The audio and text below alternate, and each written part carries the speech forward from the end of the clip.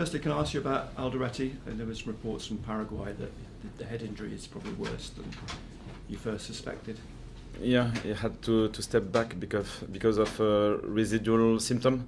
So it's not really serious, but the protocol, the conclusion protocol is really strict, and we followed it. So he won't be available this weekend. Probably he will be able to get some minutes with his national team progressively, and get ready for Sunderland against Fulham. I mean, presumably you would prefer if he didn't go away on international duty, just to give him that.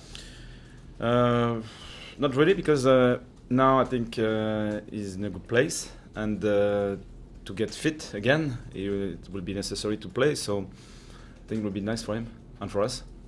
Everyone else okay? Yeah. Lot of talk about Arsenal and their defensive record this season, and not conceding goals. Is that something that you've been working on in obviously to try and find a way to breach that impregnable defence? Defensive record, offensive record, set pieces. Yeah, they are a really strong side, one of the best teams in Europe at the minute, I think. Well coached, top player quality, great experience, great ambition. So it will be a big challenge, exciting challenge, and I think this is exactly what we want to do. We want to learn from the best, and it will be a good test for us. And are you trying to find a way to stop them getting corners? I don't know if it's possible. At least we are aware of the specific strength. They can score in different phases. This one is really specific, and it will be interesting to face this phase. Sunderland, I think, have the highest number of points coming back from conceding the first goal or coming from behind. Is that something that concerns you at the moment? You conceded early against Everton, you conceded early against Chelsea, Manchester United. So is there an issue there? We can see the dark or the light in this question. I think the first one, I think, is we can keep our consistency even if something is going wrong. And in this Premier League with a young squad, it's something which is very positive. I think we have this character, this spirit to stay in the game, to stay composed, to try to fight until the end, which is a motto for us. I think so. It's really positive. And on the other side, this league is really demanding. So it's not a surprise to concede a goal, because our opponents every weekend have their main strength. It was the case for NDI, for example, dribbled against 6-7 defenders and scored a brilliant goal. So we can expect that. We would like to stop him, but sometimes it's not possible, because one player can change the course of a game. And talking of one player, there's been so much talk about Xhaka this season. You've spoken about him a lot, and you spoke about him as a leader on the pitch last week. How important has he been in this particular build-up? Because he knows Arteta so well. I mean, it's invaluable, isn't it? Someone inside your camp who knows Arsenal. Yes, he's useful in different ways. His knowledge about Arsenal is important for us. So we spoke together and with the coaching staff all the week. And I think the main point is belief. The way he can transmit confidence to the squad, to tell the players we can win something against this squad, even if they are really strong.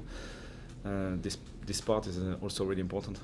And I know the other week you were talking about visiting various Premier League clubs. Arsenal was one of them, but I did wonder, as a young coach, did you look at Arsene Wenger at Arsenal as a role model? Is he a manager that you looked up to as a young French coach?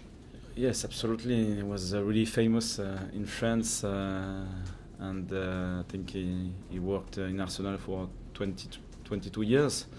And did an amazing job. Is it about the style of play, the way he built the squad with many young players, some of them from France? the club project and the vision around not only the pitch but also the whole project. So yeah, a big name. Was big he name. influential in France then for you, and for French coaches? Yeah, absolutely. Thank you. Régis, the players were interviewed after the game on Monday, and they all spoke about the disappointment of the failure to win. What does that tell you as a coach? How pleased are you as a coach to hear so many of them come out and say, we're really disappointed not to win this game against Everton? Probably further than the score, it was the way we played. I think we were sloppy during 30 minutes. Many cheap turnovers, unusual mistakes, and I think their feeling was connected with this moment, this period of the game, because after we were dominant, and it shows that consistency is really key, and we have to be flexible because every opponent is different. So you can find a way to beat Chelsea, for example, but it will be totally another story against Everton at home. And we had some problems to fix the first part of the game, and we were a bit disappointed. Granit spoke about those opening 25-30 minutes or so and said it was pretty much directly linked to the training, to the standard of training in the lead up to the game. How has the training been this week in the lead up to Arsenal? Excellent.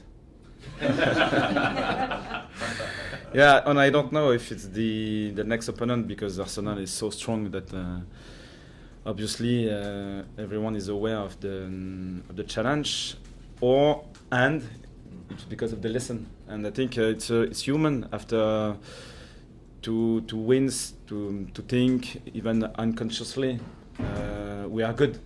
If it's not you, maybe around you. And it's a good lesson, because if you step back just a bit, probably if you don't train properly, the link is not direct, but it exists somewhere. If you don't train properly, maybe you won't be able to challenge the first minutes or even more of the game, because we conceded a shot just after 10 seconds, I think. You've covered the team news before. Just want to ask you about one other player, Habib Diarra. How is he getting on, both on and off the pitch, in terms of his recovery? And is he still due to return December? Yeah, he's in a good place. We won't rush the process, because it was an important injury, and he's still young, so he's in a good place. But we won't rush. You mentioned Arsene Wenger just finally there. How impressed have you been with Mikel Arteta, the current manager for Arsenal, in terms of what he has done at Arsenal, in terms of dragging them up to be title contenders these days? And have you ever spoken to him? Have you ever encountered Mikel on your travels? No, but really good coach. Probably one of these coaches with this ability to have a full vision, really close to the pitch, but at the same time able to manage different areas around. And I think the managers now have to have this quality, and finished second 3 years in a row. So probably one of the favourites for the title again this season. Thanks, Régis.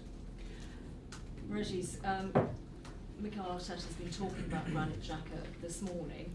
He said he's a huge personality, very funny, super professional, a guy who can change the dressing room and the spirit of the team, and it's like having a superpower in there. Would you agree with that? Yeah, absolutely. And he plays with us now, which is great news. Yes, it's a really good opportunity for Sunderland to have this kind of player. Because the club wants to grow, and you need to set the standards. And if you don't know the standards, you don't live the standards every day, it's tough to imagine how far you can go. And for that, it's really important for us. And on the pitch, I keep repeating, he's a really good player, which is really important. And he's being quite influential in terms of bringing other players on as well, like Sadiq, for instance. Yeah, we spoke this week about his leadership, and we agreed that one of the main strengths of a leader is to create another leaders, and he's doing this every day. So you can set the standard, but at the same time, you know that if you are the only leader on the pitch for the full season, it's not sustainable. So it has this maturity now, which is not obvious. You can meet different great players, but sometimes they are a bit selfish. It's not easy to have this full view, and it's the case for Granit, so good news for us. I mean, just from watching, it seems that Granit has slightly mellowed a bit over the years. He used to be quite hot-headed. That seems to have mellowed a bit. How important is it that he can keep his head in this particular game against Arsenal? Crucial.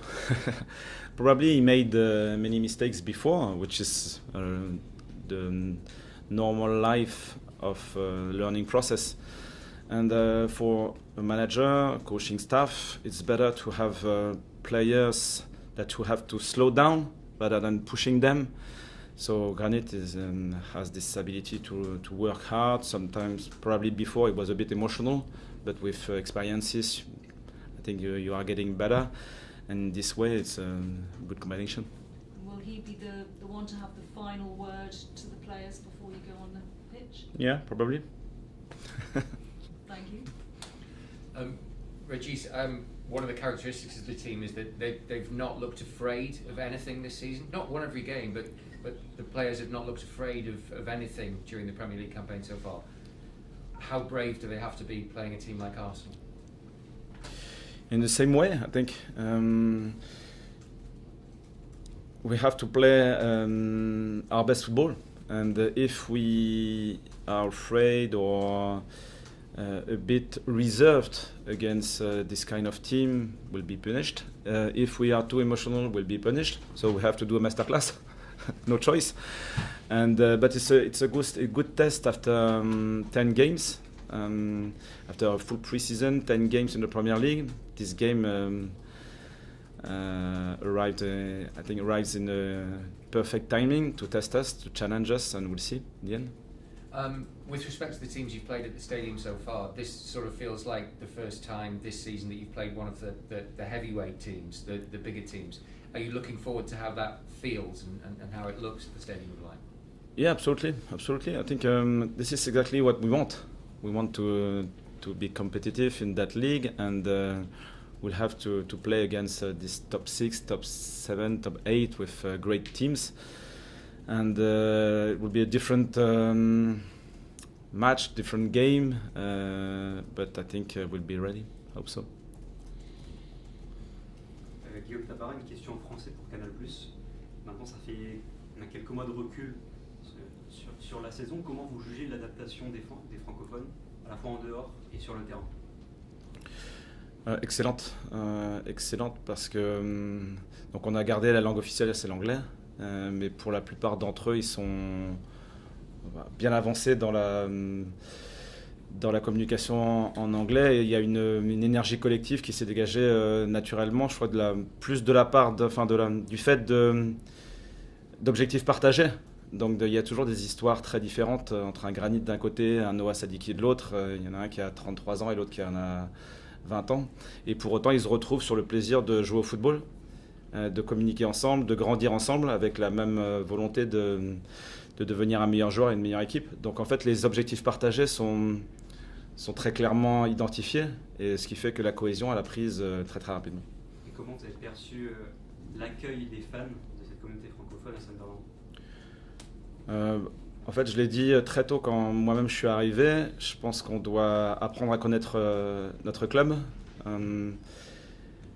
montrer à ces fans, à cette communauté qu'on est là pour Sunderland, et si c'est le cas, ils vont nous le rendre. Et depuis le début, c'est les efforts que font tous nos joueurs, et l'un des premiers a été Wilson ou Enzo. Malgré leur statut précédent, ils ont donné tout pour le club, ils ont travaillé très très fort, ils ont montré de l'humilité, et en retour, il y a une bonne cohésion. Et demain, vous jouez Arsenal, qui est un peu l'équipe française en première ligue. Est-ce que c'est une sorte de derby Frenchie en première ligue? Je ne sais pas si on peut encore le dire. Je dirais la francophonie, elle est comment dire, elle est enfin, très puissante un peu partout en Europe parce que c'est l'un des berceaux du football de jeunes.